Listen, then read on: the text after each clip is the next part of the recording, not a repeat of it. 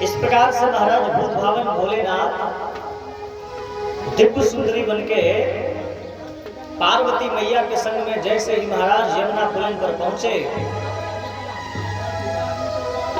कि महाराज एक बड़ा बोर्ड लगा था, जेंट्स नॉट अलाउड, पुरुष प्रवेश वर्जित। जैसे ही महाराज मैया ने देखा, मैया मुस्कुराई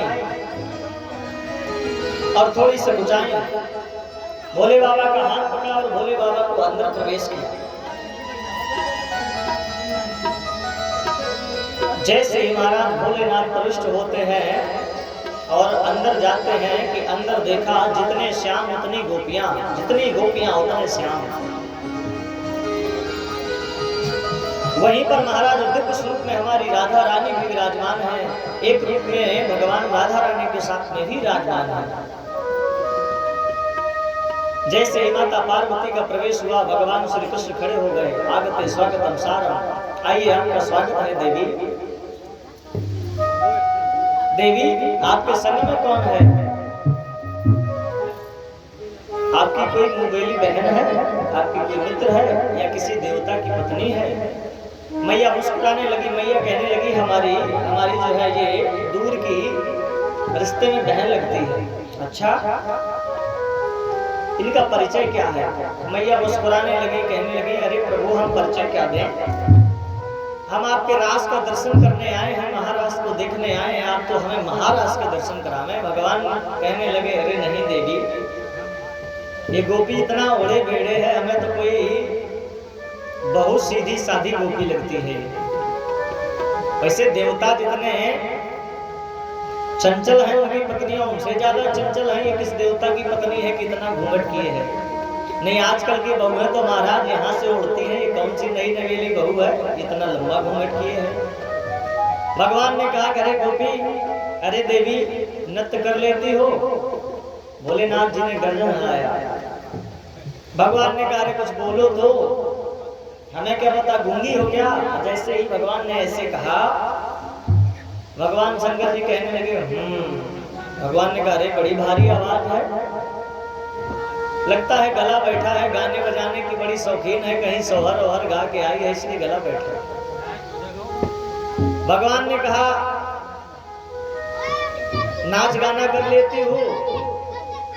भगवान शंकर बोले भगवान ने कहा बड़ी सीधी सादी है, उनके अलावा कुछ जानती ही नहीं, इतनी संस्कारी बहू, इतनी संस्कारी बहू। भगवान ने कहा अगर नाचना जानती हो तो आओ हम तुम्हें नचाएं। भगवान ने हाथ पकड़ा फट से, जैसे हाथ पकड़ा भगवान ने कहा बड़ी मेहनत करती है, देखो इसका हाथ कितना टाइट कड़क हो गया है, बहुत लगता है परिश्रम करती है।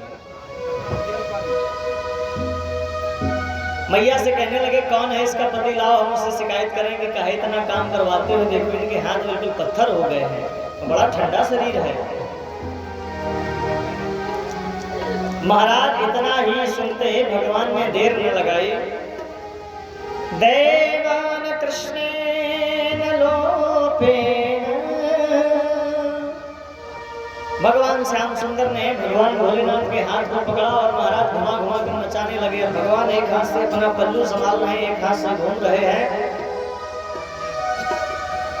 भगवान श्री कृष्ण ने जो ठुमके लगाए, कहा कि हमको ठुमके लगा के दिखाओ, जैसा हम नाचे तुम भी नाचो। भोलेनाथ जी तो बेचारे चुपचाप बचा रहे हैं कि कैसे भी लान बच जाए।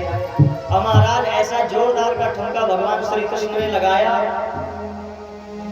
कि भोलेनाथ जी को भी ठुमका लगाना पड़ा। जैसे ही भोलेनाथ जी ठुमके महाराज, तो बड़े से जूड़े में और बड़े से दाढ़ी में महाराज जो साड़ी का पल्लू लगा था तुरंत का तुरंत नीचे गिर गया। जैसे ही नीचे गिरा महाराज, भगवान ने देखा, बोले हा हा तुम हो बाबा।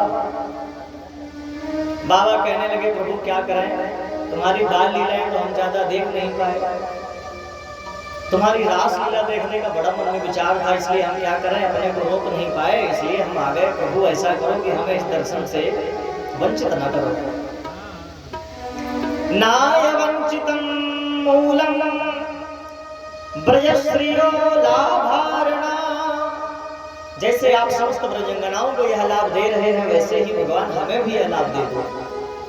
भगवान ने कहा देखो भाई बात तो सही है भोलेनाथ जी, लेकिन एक बात बताएं, ये जो रास है ये केवल महिलाओं के लिए है, मेरे अलावा कोई पुरुष यहाँ नहीं रहेगा, क्योंकि मैं परम पुरुष हूँ। तो भगवान ने कहा फिर भैया जैसी इच्छा हो तुम्हारी। भोलेनाथ बोले ज्यादा हो तो भाई हमको भी तो महिला ही बना दो। भगवान ने कहा सही में इतने रास के उत्सुक हो कि महिला बन जाओगे? भोलेनाथ जी ने कहा बिल्कुल। और महाराज आज भगवान नारायण ने, भगवान कृष्ण ने भोलेनाथ जी के ऊपर हाथ रखा और एक सुंदर सी महाराज स्त्री बना दी, और तब से भगवान का नाम पड़ गया गोपेश्वर महादेव। बोले गोपेश्वर महादेव की। इतनी सुंदर गोपी बनाई महाराज की अन्य गोपियां भी उन गोपेश्वर महाराज को देखकर लजा गई। इतना सुंदर रूप। आज भी वृंदावन में महाराज जब भगवान गोपेश्वर शंकर जी का श्रृंगार होता है, इतना बढ़िया श्रृंगार होता है कि साक्षात राधा रानी भी लजा जाए, इतना सुंदर सजते हैं हमारे भूत भाव। सुंदर महाराज गोपी बना दी। उसके बाद महाराज भगवान का सुंदर रास हुआ। गोपीनाम तत्त्ववतीनां च सर्वेषां देहिनां यो चरन्ति यो साध्या क्रीडनेव देहभाविका। सुखदेव जी लिखते हैं जितनी गोपियां वहां पर प्रस्तुत हैं उनको तो पूरा आनंद मिल ही नहीं रहा है, और जो गोपियां अपने घर से आ नहीं पाई, ताला बंद था, तो वो अपने आत्मा के ध्यान से, आत्मा के देह और गेह से भगवान के इस महाराज का दिव्य दर्शन प्राप्त कर रहे हैं। इस प्रकार से महाराज सुंदर भगवान श्री कृष्ण ने महाराज किया। कामदेव महाराज भगवान का कुछ भी नहीं बिगाड़ पाया,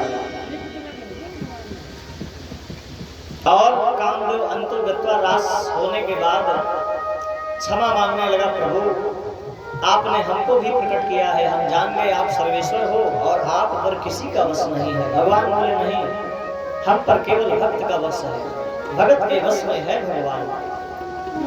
कोई अज्ञान से चाहे कि हमें प्राप्त कर ले या हम पर दबाव डाल ले, बंधन बना ले, तो बोले भगवान के अहम ब्रह्मास्मि,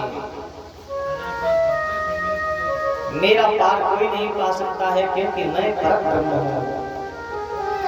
भक्ति पराम भगवती प्रतलभ कामम हृदयो गमावस्य पहिनो चरेणा। और जो व्यक्ति, सुखदेव जी कहते हैं कि इस महाराज के प्रसंग को जो भी व्यक्ति सुनेगा महाराज, तो काम वेग से सदा सदा के लिए मुक्त हो जाएगा। प्रतिलब्ध कामम, और एक बड़ी बढ़िया बात लिखी, जिस महाराज व्यक्ति को हार्ट अटैक की समस्या हो, प्रतिलब्ध कामम, हृदय में महाराज उसके दिक्कत हो, दर्द होता हो, वो अगर भगवान श्री कृष्ण के इस चरित्र को सुनेगा, महाराज के प्रसंग को, तो कभी महाराज उसको हार्ट अटैक नहीं पड़ेगा, और ना महाराज कभी उसको प्रेम का रोग सताएगा। इस महाराज के जो भी प्रसंग को सुनता है महाराज, परीक्षित जिसे कहते हैं सुखदेव जी, तो वो सदा सदा के लिए महाराज देह और गेह के नियमों से निकल जाता है। इस प्रकार से सुंदर महाराज की लीला भगवान श्याम सुंदर ने करी और कामदेव को परास्त कर दिया।